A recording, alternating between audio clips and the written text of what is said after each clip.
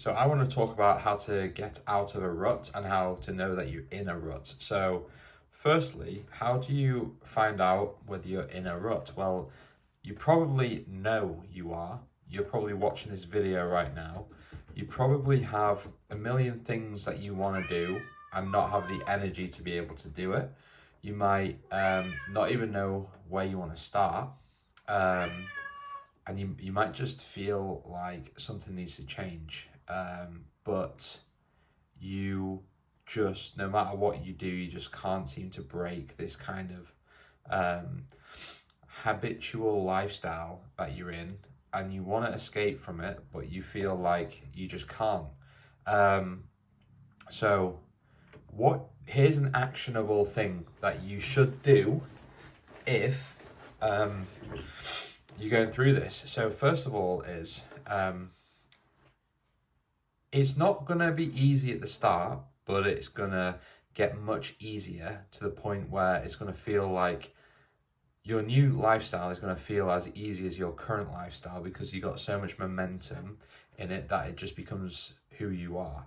So, firstly, just get yourself somewhere quiet, somewhere real quiet. Go for a walk into nature. Make sure if you've got your phone, if you want your phone for like emergency purposes, fair enough, take it, but don't take any headphones. Don't listen to music. Don't listen to podcasts. Try to not think about work, okay? And just go and find some peace with nature and just essentially, if you've got stuff on your mind that's like angering you or frustrating you, or if you're getting competitive or you're getting worried, try and just like work it through in your mind. Just work it through until you've got to the bottom of it. So like one thing that's I find helpful is to try to forgive yourself. If you're a religious person, try to ask God for forgiveness. Or let's say someone's wronged you, to try and forgive them. It's if you've got like a guilt, this kind of helps a lot. Or if you're getting a competitiveness, just try and breathe. Just try and breathe and try and think of what is actually important in your life and what actually really does matter. Whether it's money, or whether it's health, or whether it's time, or whether it's family. If you really think about it, if you were to like put it really crudely, what matters more? If you were to lose your entire net worth, that's bad. But if you were to lose your health, let's say, and you found out you were going to pass away tomorrow from like a terminal illness, what's worse? Okay, so or do it with something else like family. What's worse, losing money or losing something that's more important? And trying to reconfigure what is important to you at any time to something that is actually important and something that's under your control kind of melts away any worry about, let's say, physical objects. Let's say you've just, or like a romantic relationship or something like that. Like obviously it depends on how long you've been with someone. Like romantic relationships can be a tough one to get over, but if it's money is essentially infinite. Look at how many dollars there are on this planet. Like you can just get more money, okay? Money isn't sentimental or anything. It comes and it goes. But if you've lost a load, it's tough, but it's tough to get over, but you will get over it, and you just got to reevaluate what's actually important to you. So the reason I'm saying this is you need to try and, when you're on this walk in nature, the first thing you need to do is try and bring yourself back down to like a baseline level of calm, where you're not stressed about, temporary physical objects, or you're not stressed about being guilty because you might have had a fight with someone who you're friends with, or if someone's done you wrong. You're constantly just driving yourself crazy because you're thinking about like revenge. You're fucking vexing about what someone's done to you maybe. So the goal is to get back to baseline. Okay, so when you're in a rut, this is hard to do. This can take ages but once you get to the baseline, you'll know you're at the baseline, because you'll get this feeling of sorry, my cats are fighting for some reason. You'll get this feeling of like absolute calm that comes over you, and it'll almost be like your hair stand on your end. You feel like you're noticing nature more, like the smells, the colours, the like plants, the birds around you. You start becoming more in the moment, and when you'll know it when you get there. It's quite hard to explain, but you'll know it when you get there, and just keep at it long enough for you to come back to calm. And then once you're at the calm, this is when you can start thinking, okay, what do I need to do now? Start talking to yourself. Again, if you're religious, ask God, but if you're not religious, ask your subconscious, like, do I have a plan of what I need to be doing right now? What should I be doing? And you'll start hearing things like, well, you've been eating far too much, or this project that you wanted to do, you've been putting it off, or you need to find a way to do this, or you'll get some guidance of some route that you need to follow. Now, it might be as something as like, okay, when you get back home tonight at 11 o'clock, just don't eat like your normal snacks that you would normally eat on a night time, or something as trivial as that. Or it might be something like, you've got this business plan that you want to do. Why don't you got to make a start on that somehow? Whether it's learning how to do it, or whether it's actually how to do it already and you just go ahead and get it done, or at least start the process. You'll start getting some sort of things, and most likely you're not going to want to do it. You're going to be like, really? Do I really have to do that? Sorry, I've also got hay fever as well. Do I really have to do that? And it'll be like, yeah, you do have to do it. You won't want to do it. Like, you'll get back home and you'll get the temptation to eat your normal snacks, or you'll have a feeling, oh, well, I should go to the gym when I get back. But then you'll get back like, I really don't want to go to the gym.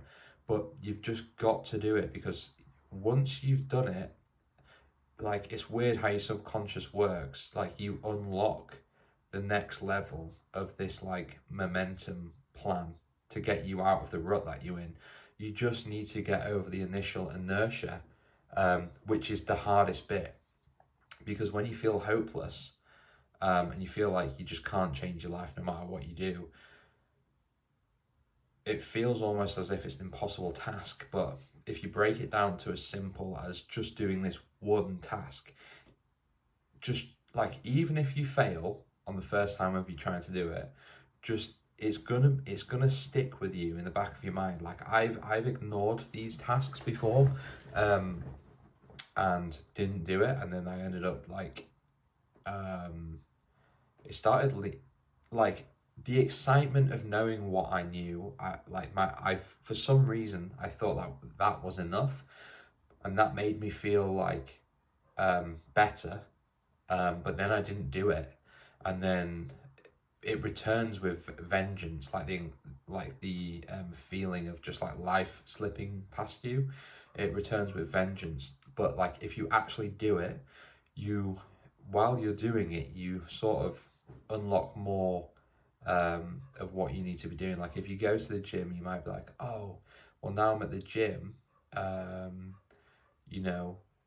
maybe I want to start doing a keto diet, or maybe I want to start doing limiting calories to combine with the gym. And then all of a sudden you're like, oh, but I heard this thing that my friend did like 2 years ago. I'm going to check out this diet.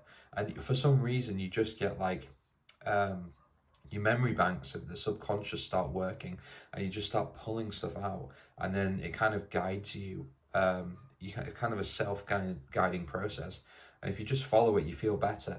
And it's not just this one thing. You might want a whole life change. You might want to, let's say you're in a dead-end job and you might be overweight and you've got no girlfriend. There's like 3 things there, but when you go on your first walk and think about what you need to do and talk to your subconscious or God, whatever, you'll just get a guidance about the gym, for example, or something that's, you'll figure out what is of most high importance to you because it will come up first. And then once you start going down that path, after a while, eventually, you'll go on a walk and you'll be like, okay, right, now I've got the gym sorted.